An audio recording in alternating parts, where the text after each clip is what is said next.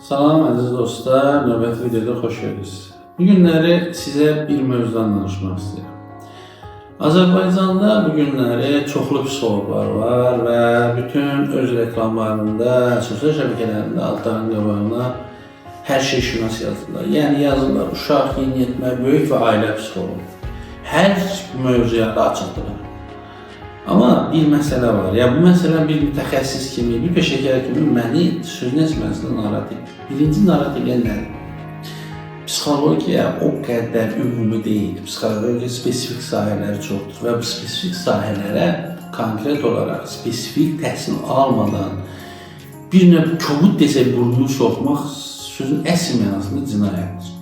İnsanlara böyük bir zərər verməlidir. Məsələn, psixoseksual problemlər.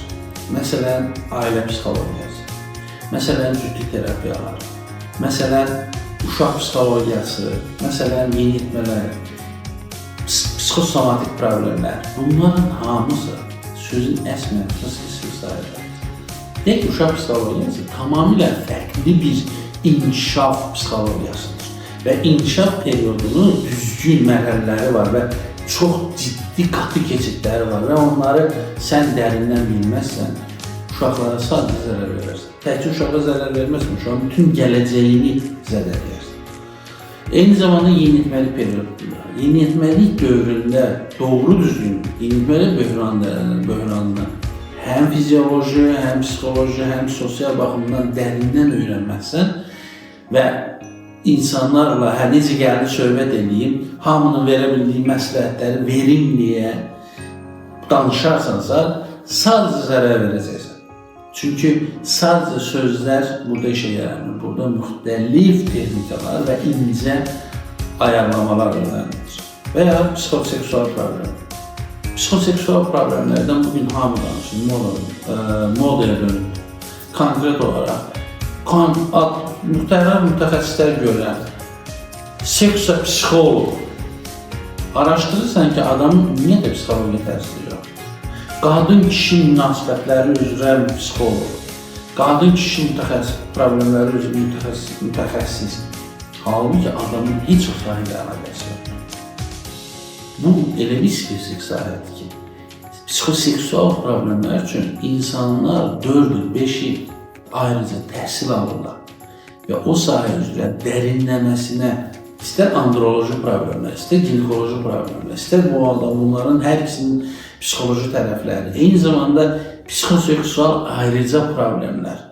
Bunları dərindən öyrənməzsən, sən insanlara nəyi danışa bilərsən, nə verə bilərsən?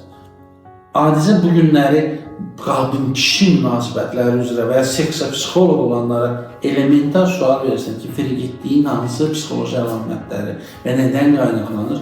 Adamlar firgitliyin nə olduğunu belə bilmirlər.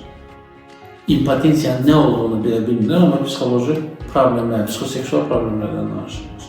Və ya ailə terapiyası. Adamlar elə gəlir ki, məsləhət vermək, bir-birinizlə dalaşmayın, bir-birinizə anlayın deməklə ailə problemləri çözülür.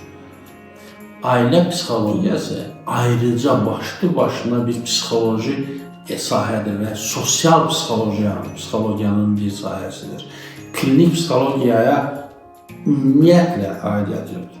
Orada konkret olaraq iki klinik psixoloji fərdin bir sosial münasibətindən gedir söhbət və bunların arasındakı bağlantılardan gedir söhbət. Və bu münasibətlər konkret olaraq ciddi bir məsələdir. Və bu münasibətləri tənzimləmədən sən, mən bunu bilirəm deyə bilməzsən. Və mən bunu bilirəm deyə bilmədən insanlara zərər verə bilməzsən. Əziz vətəndaşlar, əziz insanlar, mümkün qədər bu videonu çox adam deyən ki, hər kəsə inanmayın, hər psixoloqa gedəndə o psixoloqu araşdırın. Bugün Azərbaycanda təəssüf ki, qanun boşluğu var və konkret olaraq hər boş bekar olan adam, mən psixoloq olaram deyib, adının qabağına bir dənə sosial şəbəkədə bir səhifə açır, qadın yolunda psixoloq yazır.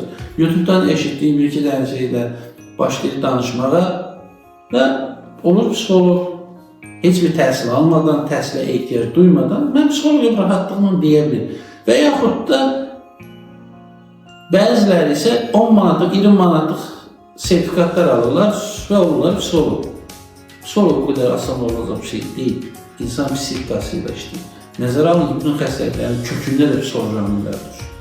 Ona görə də, əziz vətəndaşlar, sizin həyatınız o qədər, sizin özünüzün, övladınızın həyatı o qədər ucuz deyil ki, siz hər qarşınıza çıxan psixoloq edəsiniz.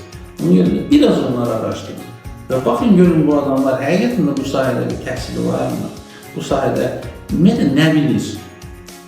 Yoxsa biraz özünü reklam edən, biraz populitəsi olan hər psixoloq deyil. Xahiş edirəm, çünki mən görürəm, hərdən çox əsəbləşirəm və mənə müraciətlər olur ki, o cür dırnaq arası mənim psixoloqum deyənlərin verdiyi zərərləri sonra bizə gələndə artıq gec olur. Çünki o qədər dərin travmalar verirlər ki, biz o travma ilə işləyirik. Problem qalıb bir travma ilə işləmək məcburiyyətində qalır. Ona görə də xahiş edirəm ki, bu mövzuda konkret olaraq biraz daha duyarlı, daha diqqətli olasınız. Daha bir videonun sonuna gəldik dostlar. Gələn videoda görüşənə qədər.